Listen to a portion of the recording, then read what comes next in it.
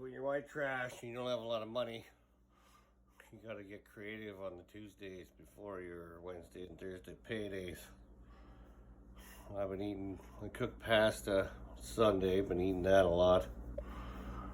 And I got hot dogs, ramen, cans of soup.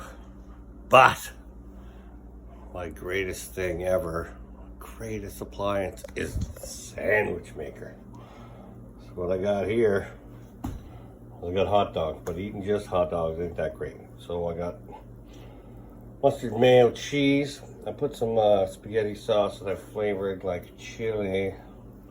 I'll throw a few onions in there, some fresh ones. And then we got cheese whiz and mayo.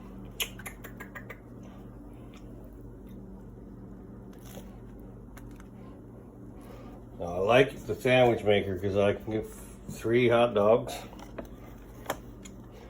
and 2 sandwiches. Oh, you fucker. And then you just crush her down, and then you get a couple dogs sticking out the end. But fine, it's gonna be good.